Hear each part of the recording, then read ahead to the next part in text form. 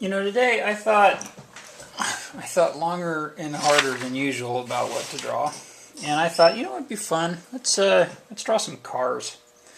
I was looking at some cars yesterday, and thinking about, well, how exactly do we go about drawing those? And as with just about everything, it's not very often that you see something in a diagrammatic, straight from the side kind of way. But isn't it funny that when you're a kid, you think car from the side, exactly from the side, circle, circle, and then the rest of the car. But all of this comes from observation of real cars. And you think of a car, and you come up with some diagrammatic kind of thing, sort of like this, with the door on the side and so on and so forth.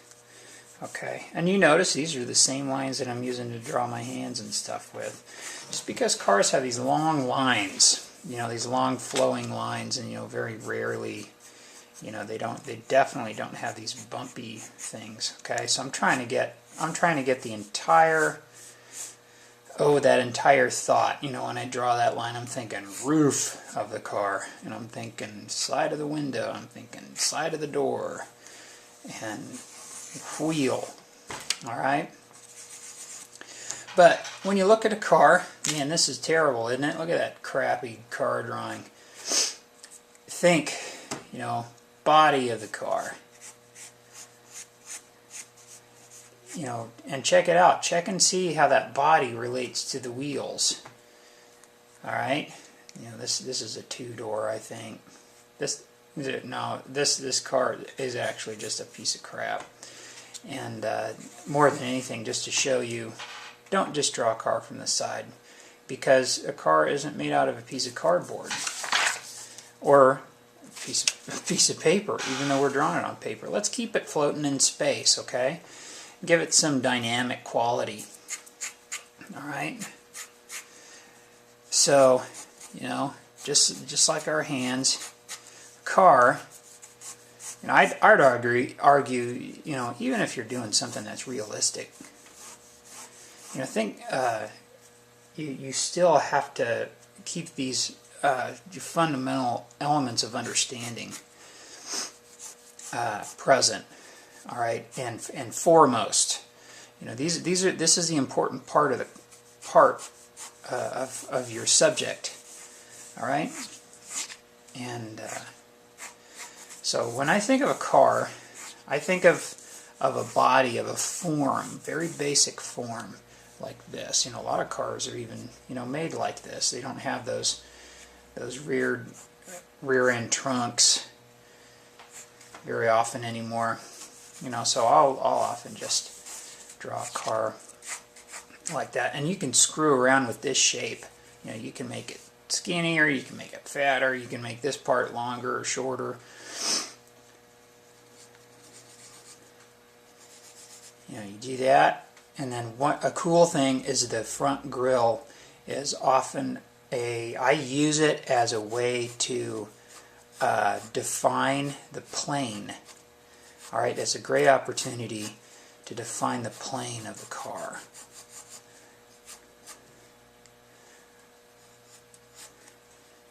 And then the same with the bumper.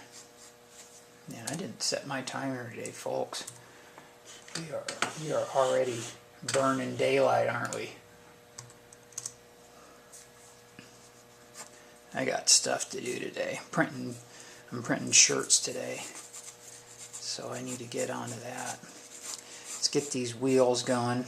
And the wheels are cool because what you're actually drawing, you can break it down and think, okay, I'm drawing from the side, so I'm using an ellipse, which is just a circle to the side that you've moved, okay? And you think tire, it's made up of a couple of ellipses you know, that are joined by a plane that's wrapped around. Okay, but you can even simplify that a little bit more, especially if you're doing this as a cartoon. You know, as a cartoonist, you know, you can. I often will just take that plane, and I'm thinking not just an ellipse. I'm thinking like a kind of squished balloon.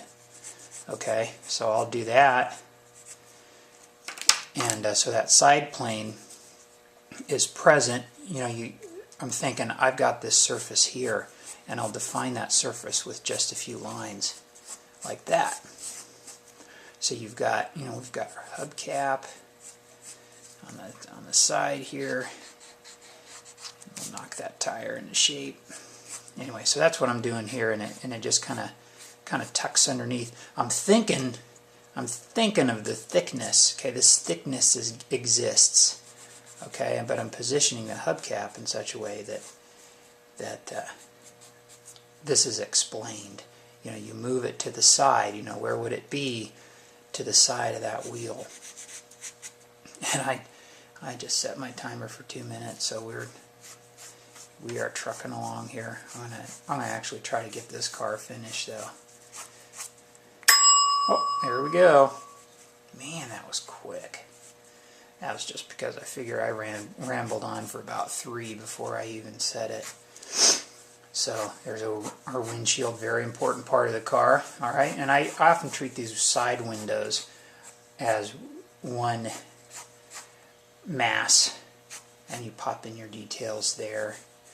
And then that back wheel, you know, especially in these cars that are made today, you know, the back wheel is very close to the back of the car.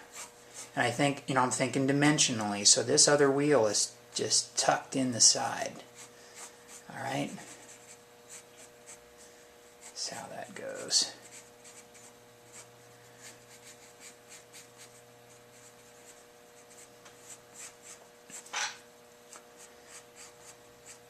And again, you know, these are the important parts. All right, these are the parts, you know, that as a cartoonist you need in order to communicate the idea. You know, I'm communicating the idea of a car. All right, a car in space. All right, so there we go with that. And then another thing that I will do very often is to give them some blinkers and stuff, some signal lights, and some details. Another thing I'll do is define the plane that the car's actually on, and if the car's moving really fast, I'll kind of make it kind of look like the car's floating a little bit.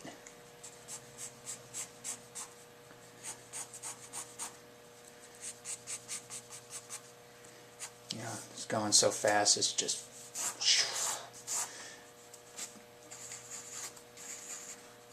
blowing over that surface. You know, it's even better going from the back end, like so.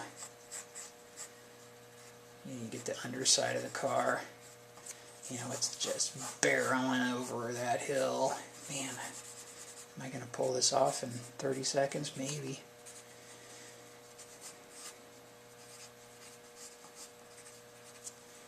You know, alright, yeah, and they're partying. You know, you describe the ground plane that way. Anyway, there we go. There's car 101. You know, let me know what you think of that. Or if there's something else you'd like to see me draw too, you drop me a line, and I'll probably do it, because you know, you can draw anything, and I'm only doing this for 5 minutes, so it's not like it's a big bunch of time out of my day. You guys have a good one, and I'll see you next time.